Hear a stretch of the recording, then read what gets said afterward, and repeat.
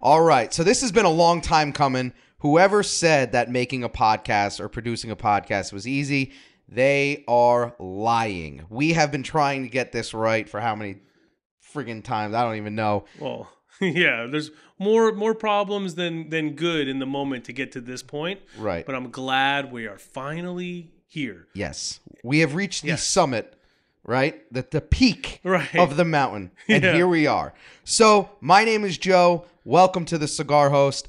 And I am the owner of the Cigar Host. I hand roll cigars, which we are actively smoking right now, our Maduro blend. You can pick up our cigars right on our website at thecigarhost.com. But we wanted to bring this podcast to everybody, and for a couple different reasons. But first, let's dive into who we are so everybody gets to know. Sure. My name is Joe. I'm a police officer. I married my high school sweetheart. I have 3 boys under the age of 5, and I'm just a blue-collar hustler, right?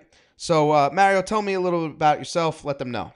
Yeah, so I don't have as many credentials as Joe in the family range, but I'm an athletic trainer. Love what I do. I work at a private high school. You know, top athletes in the state. Love where I'm at. Love what I'm doing in my career. And I'm glad to be here on this journey with you, man. This is honestly, you built this room yourself, right? Yeah, a lot of hard work, a lot of effort. I didn't do the framework and the sheetrocking, but the design, the idea, and a lot of the HVAC and all that stuff I did. So yeah, it's an understatement of the century, man. Don't sell yourself short on what you've accomplished in this room. Yeah, I think this was a lot more work than you building the process to the podcast.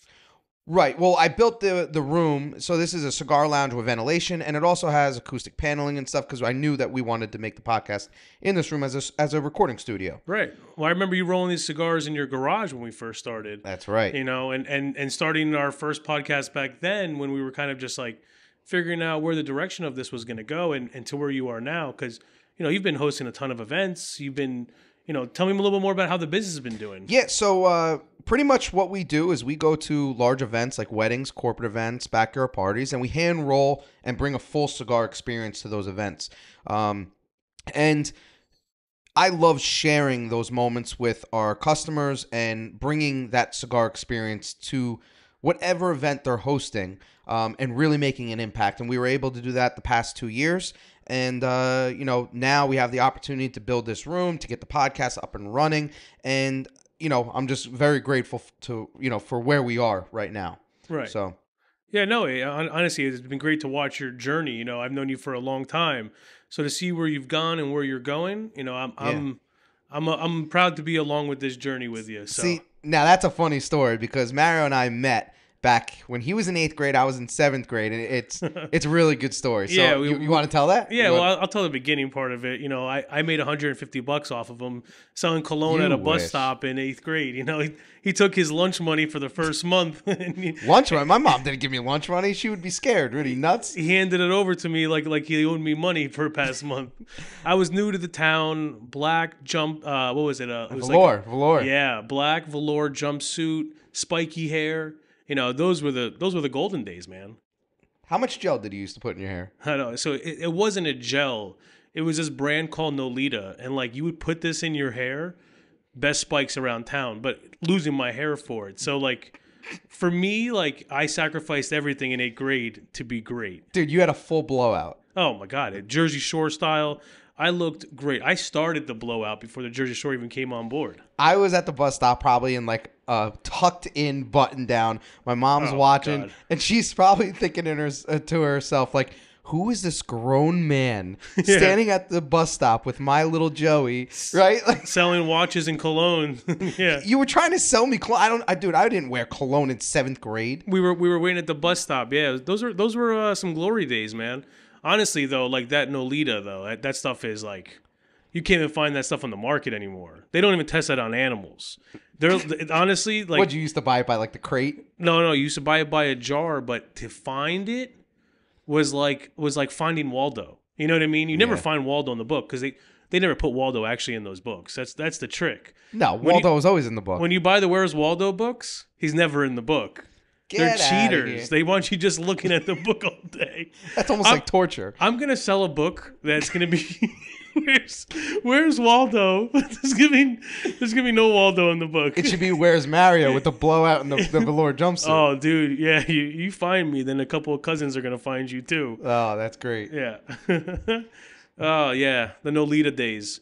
But it was a sacrifice worth making because now I have a bald spot. Like I won't even tie my shoes in front of people. So you chalk the bald spot up to that product. Definitely. Oh my god, definitely. There's nothing else that makes sense to it. The spikes were so aggressive, they would last for like 3 to 4 days. Like I would shower and put like shampoo and conditioner in my hair. Dude, that thing would not move. I would come out, it would still be spiky. I don't understand what they put in that thing, but thank God I can't find it anymore. Oh man, that's great. Well, right now we're sipping on a little bit of bourbon, a little whiskey. I'm smoking the Maduro. Mario, how are you enjoying that Maduro? It's great. Honestly, I love your Maduros. I like a little bit more of a kick to my cigar. Right. Because how did you like find this tobacco? Like, what made you start getting into this? So, my tobacco is imported from Dominican Republic. These are what's called Dominican Puro. So every leaf in the cigar is Dominican.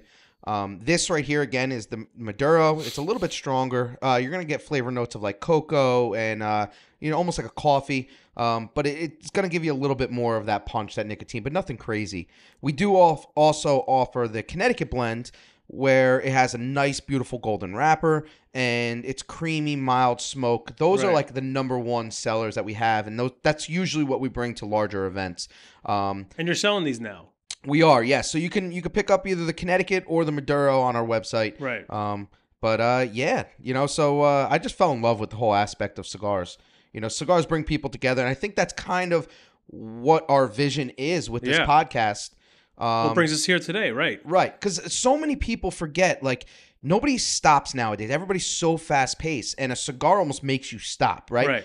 You have 45 minutes to an hour smoke, depending on the size of the cigar, and in that time, you're sitting there, you're relaxing. If there's somebody around you like this, you're going to have that great conversation. You're going to have laughs. And I've noticed that by going to cigar lounges and having those conversations with people I've never even met. Yeah, we've met. Well, right. I remember going to a couple of cigar lounges by us, and we get to know a lot of different people, different walks of life. But it's gonna be nice to get to know them in this environment, in an 100%. environment you created that you feel comfortable in. Like, I can't wait till we actually get to have some of our first interviewers coming in. I know some we have of our guests. I don't want to spoil anything, 'cause I know we have some good ones coming along. We'll wait. I want the people to wait. It's like a good book. You don't give everything out in the first chapter. Little breadcrumbs. Yeah, little breadcrumbs. Yeah. But yeah, so bringing on a couple of these guests, like Mario was saying, I'm really excited. Mario's excited. I think we're going to try to focus on not just, entrepreneurs, but people that have great stories. Right. People that have something to share that maybe haven't had the opportunity to share, but we think it's worth, getting them on here. Absolutely. And giving them a little bit of time. So absolutely. And now going back to your cigars, like, I know we've played golf a couple of times. Now Joe is the best driver in town. He's like Happy Gilmore. Well, I wouldn't say that. Don't let those biceps fool you. He rolls gentle, beautiful cigars, but when he hits a driver, that ball flies about 300 yards. Now his mid games, oh my God, he's seen more of the woods than Woodstock back in the day. Whoa. So short game's not that bad, but it's not good. So, but either way, when he does play golf, I do remember you smoking those Connecticut blends. Yes, yeah. Well, I always tell people, so many times you'll see somebody go on the golf course, right, and they're pulling out like a $25, $30 cigar. God bless you if you could do that, but it's not worth it in my opinion. Like, save the golf course. Or I should say, save the expensive or high-end premium cigars for the clubhouse after the round. Right? Grab a drink, grab something to eat, go smoke your expensive cigar. This way you can enjoy it. When you're on the golf course, I love to smoke a cigar on the golf course more than probably anybody. Right. But I'm not going to smoke a very expensive cigar because you're puffing it, you're putting it down, it might fall. You're mad you suck, so you're biting the end of the cigar, you're breaking it in half. Right. Yeah, let's talk about the real things that occurred. Right, of course. You're getting pissed off, you're dropping your cigar, you might be flinging it, when you get miss that putt. But yeah, I just I never understood why people smoke such expensive cigars on the golf course. Save it for later. Just my opinion and Right. a little tip, but It's good advice. No, it's good. It's good because they're right. You have a nice cigar out there. You know, you're not going to be smoking that the whole time. You're going to be focused on the game, doing things like that. right. Right. And also that goes along with having a couple beverages on the golf course as well. I don't know about you, but I'm like a 1-2 drink guy on a golf course. I'm going pro, so I'm not drinking at all. At all? I'm focused. I'm locked into my 92, baby. 92.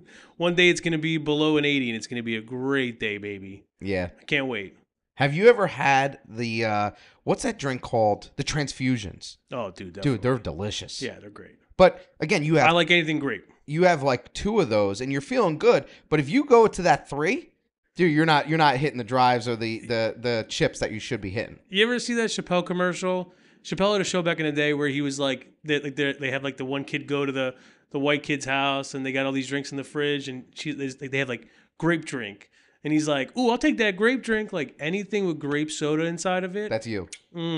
Didn't Didn't know that about you. You're a big grape guy. Love grape soda. I guess we're going to have to start carrying some grape in the mini fridge right here. I chug grape medicine just because I enjoy the taste of it.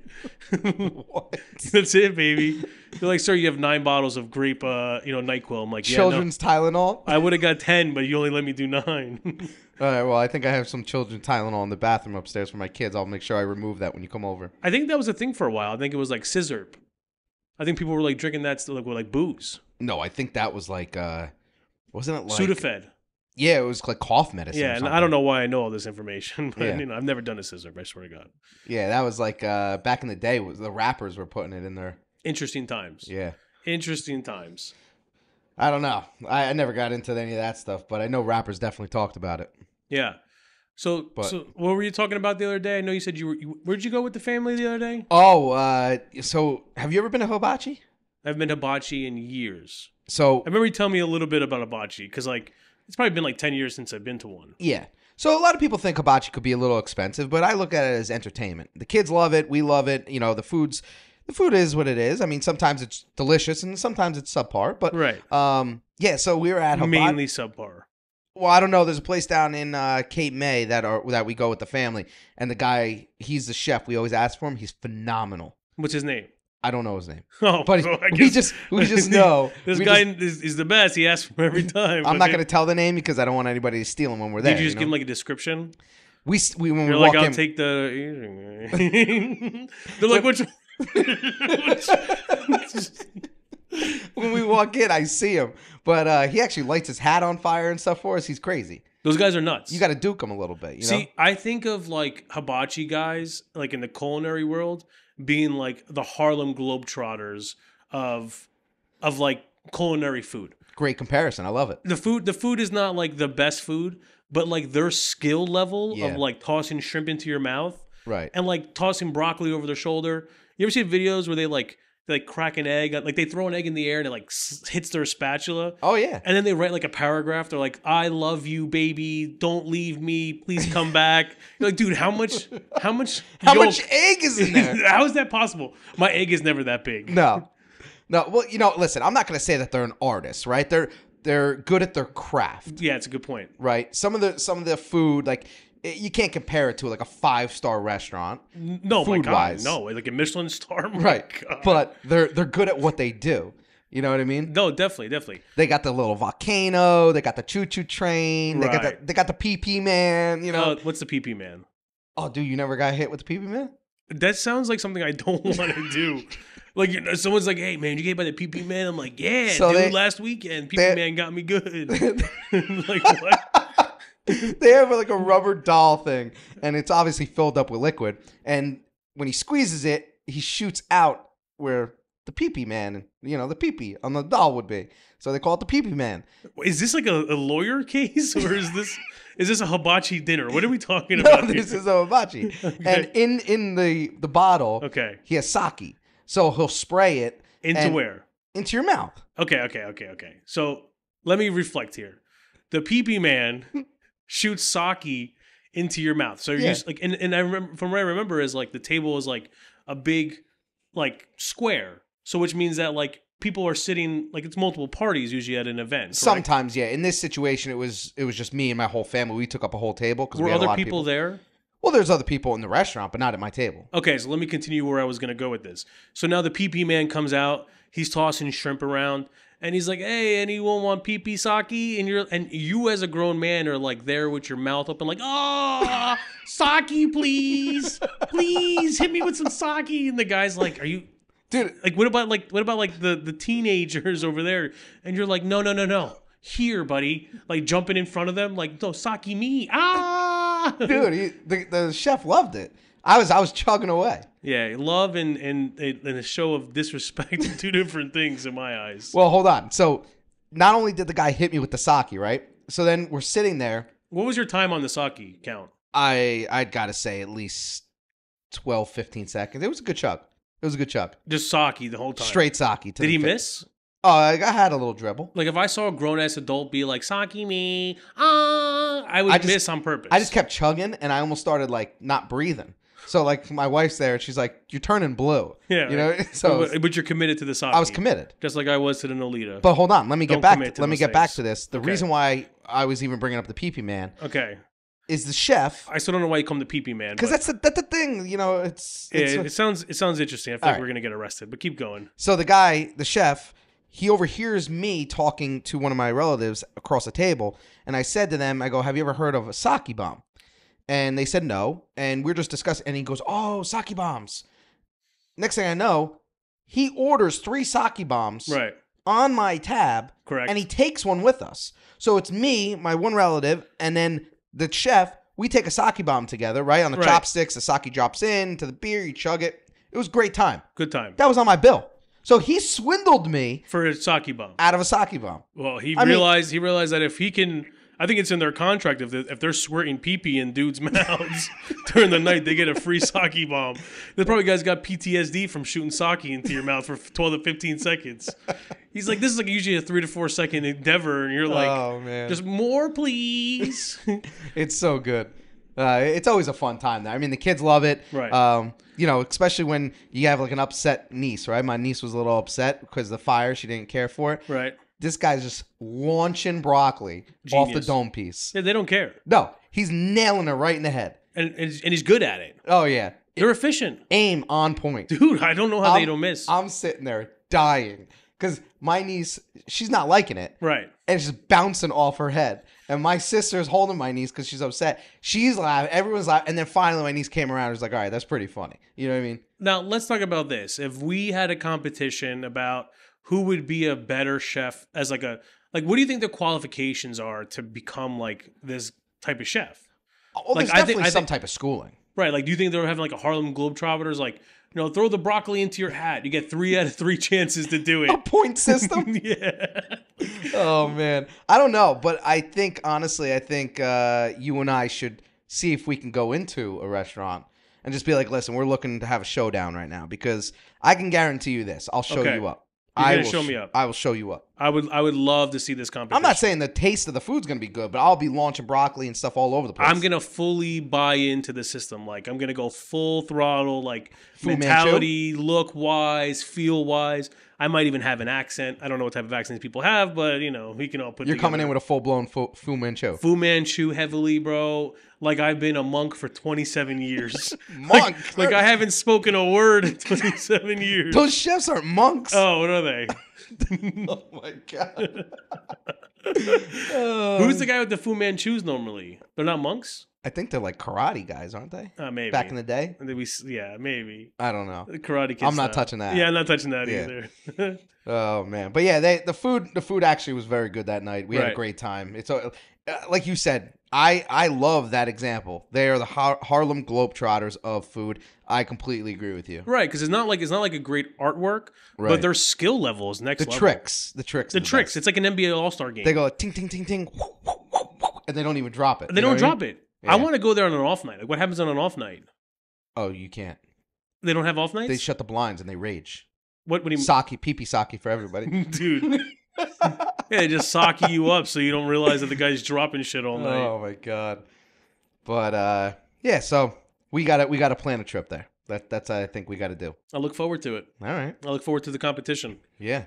I'm always ready. I'm always ready to toss those bets in. Those DraftKings bets. Dude, we'll get money thrown on the table. Super Bowl coming up.